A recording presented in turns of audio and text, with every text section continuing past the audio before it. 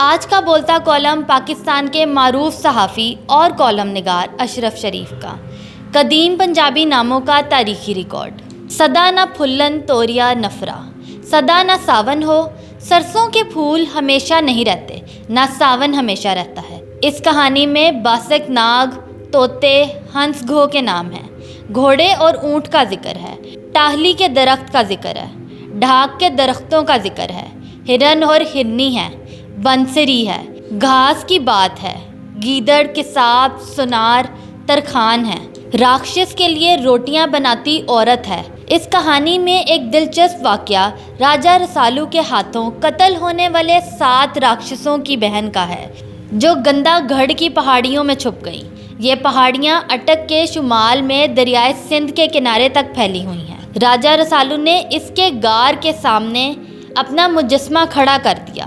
پھر ایک راجہ ہری چند کا ذکر ہے، ایک رانی ساکھنی ہے، ایک شہر ہوڈی نگری کا ذکر ہے۔ اس زمانے میں مہمان کے احترام کی علامت کے طور پر زعفران کا ٹیکا ماتھے پر لگایا جاتا تھا۔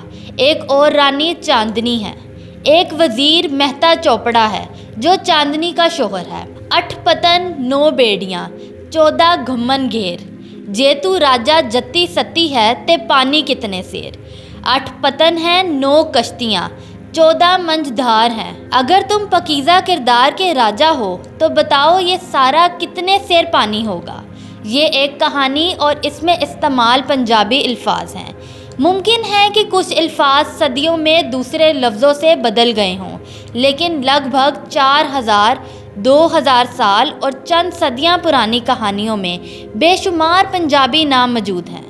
ان کی الگ فہرست بنانے کی کوشش کر رہا ہوں، جس میں انسانوں، جانوروں، پیڑ پودوں، پھلوں، ہتھیاروں، مقامات، زیورات، ملبوسات اور کھانوں کے الگ الگ درجے ہوں۔ ان حکایات کو پڑھتے ہوئے پنجاب کے رہن سہن میں ایک مشترکہ وراثت کا احساس ہوتا ہے۔ راجہ گوپی چند، راجہ چندر بھان اور رانی کرن، نام دیو، سخی سرور، جوہر سنگھ، سنسار چند، راجہ جگت سنگھ، جلالی لوہاری، راجہ جگدیو، راجہ نل، راجہ ڈھول، راجہ چتر سین، میر چاکر، اسماعیل خان کی دادی، جھنگ کا چوڑی ساز، مرزا و صاحبہ، سسی اور پنو، پرتھوی راج اور ملکہ، سرور اور نیر، راجہ دھرو، جلندر کے پیر، رانی کوکلا، امر سنگھ، پرتھوی سنگھ، گگا پیر، سیس پال اور پردمن بانا سر جیسے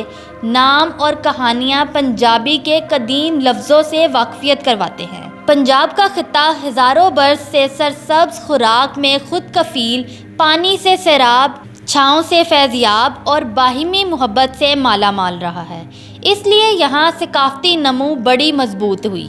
یہ اس قدر مستحکم بنیاد ہے کہ پنجابی زبان کے خلاف ہونے والی سازشوں کے باوجود اس کی حیثیت کم نہیں ہو سکی۔ لوگوں کا اطمینان اور خود کفالت ان کی آواز اور الفاظ کی ساخت پر اثر انداز ہوتے ہیں۔ پنجابی ڈرے ہوئے نہیں، اس لیے ٹھہر ٹھہر کر بولتے ہیں، کئی بار تو گا کر کلام کرتے ہیں۔ پرانے قصوں کی شکل میں یہ روایت محفوظ ہے۔ پنجابی الفاظ کی تشکیل میں سماج کی اسودگی سنائی دیتی ہے۔ پنجابی نام زندہ رکھنے کی تحریک زبان ہی نہیں، سماج کی تاریخ جاننے میں معاون ثابت ہو سکتی ہے۔ بہت سے نام ہیں جن کے ساتھ موسموں، رتوں، خوشحالی اور بہادری کا حوالہ ہے۔ اگر عقیدے کا اعلان درکار ہو تو ایسے کسی بھی نام کے ساتھ محمد، علی، حسین، حسن، فاطمہ یا کوئی دوسرا مقدس نام لگا کر ایک تاریخی روایت کو تازہ رکھا جا سکتا ہے۔ حکایات پنجاب میں مرزا صاحبہ کا قصہ ہے۔ صاحبہ خود ایک قدیم نام ہے، اس کے باپ کا نام خیوا تھا۔ کہانی میں کئی قابل قدر نصیحتیں ہیں۔ مرزا کو صاحبہ کی طرف جانے سے روکتے ہوئے اس کا باپ نجھل جٹ کہتا ہے کہ جس گھر کی عورت سے دوستی ہو جائے وہاں کبھی نہیں جانا چاہیے۔ آبرو مندوں کی آبرو کئی 60 روپے خرچ کر دینے سے بھی دوبارہ ہاتھ نہیں آتی۔ کہانی میں پیلو نام کے شاعر سے مرزا فال نکلواتا ہے۔ پیلو پنجاب کی ایک جھاڑی ہے جس پر پھل لگتا ہے۔ خواجہ غلام فرید نے اس پر ایک کافی لکھی ہے۔ مرزا کی گھوڑی کا نام بکی ہے۔ بیبو 9 مرزا کے آنے کی خبر صاحبہ کو دیتی ہے۔ صاحبہ مرزا کو گلاب کا پھول کہتی ہے۔ صاحبہ کا ماموں فیروز ڈوگر ہے جو اس کے باپ کو عین شادی کے دن صاحبہ کے فرار کی خبر دیتا ہے۔ جنگل کا ذکر آتا ہے تو وہاں جھنڈ کے درخت بتائے جاتے ہیں۔ مرزا نے ایک جگہ لاہور والی سڑک پر لوٹ مار کرنے کو اپنا فخریہ کارنامہ بتایا۔ پنجاب کے ساتھ بلوچوں کا قدیمی محبت بھرا تعلق رہا ہے۔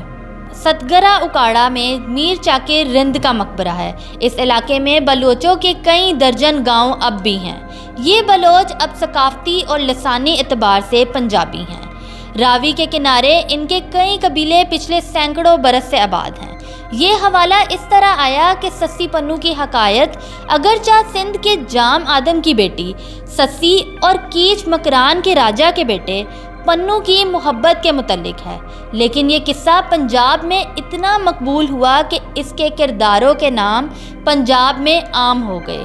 اس قصے کو لگ بھگ 2 سال قبل پنجابی شاعر ہاشم شاہ نے عمدگی کے ساتھ منظوم کیا۔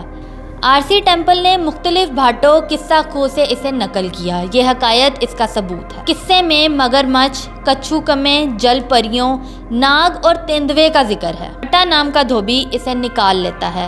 آل کھکن سلسلہ حکایات کے مصنف چودھری گھاس رام ہیں۔ یہ کہانیاں پنجاب اور خیبر پختونخوا میں بہت مقبول ہیں۔ گھاس رام اور ان کی حکایات کا پتہ بھی 150 سال پہلے آرسی ٹیمپل نے اپنی تحقیق میں محفوظ کیا۔ اس سے معلوم ہوتا ہے کہ آج کے پختون علاقوں کے پنجاب کے ساتھ قدیمی تعلقات اور میل ملاقات رہی ہیں۔ پرتھوی راج بہت طاقتور تھا۔ اس نے شہاب الدین گوری کا دیر تک مقابلہ کیا۔ پرتھوی راج کی کہانی کے کرداروں کے نام پارس، کوپ، بچارج، گیج مودنی، باسدیو، تلکا، دوالا، ملنا، جہجاوت، میوا، ملکھا، کسودی، گجنا، اودال اور اہلا وغیرہ ہیں۔ انگریز عہد میں مسلمان پنجابیوں کے نام ہندو اور سکھ پنجابیوں سے نمایاں طور پر الگ ہو گئے۔ کہیں کہیں اس وقت اور آج بھی نام کا کوئی ایک حصہ قدیمی یادگار کے طور پر مل جاتا ہے، جیسے زوراور مسلمان اسے محمد زوراور جبکہ سکھ زوراور سنگھ لکھ لیتے ہیں، مسلمان چنن دین لکھتے ہیں، سکھ چنن سنگھ اور پنجابی ہندو چنن رام، سکھ گلاب سنگھ جبکہ مسلمان محمد گلاب یا غلام دین لکھتے ہیں۔ نہال سنگھ سے سنگھ کا لفظ ہٹا کر مسلمانوں نے شروع میں محمد لگا دیا۔ ہمارے 5ویں 6ٹھی نسل کے بزرگوں کے نام بڑے عجیب سے ہو جاتے ہیں۔ یہ نام ہماری مقامی شناخت تھے جن سے ہم دور ہوتے گئے، حالانکہ عربوں نے اسلام لانے کے بعد بھی اپنے وہی نام برقرار رکھے جو پہلے تھے۔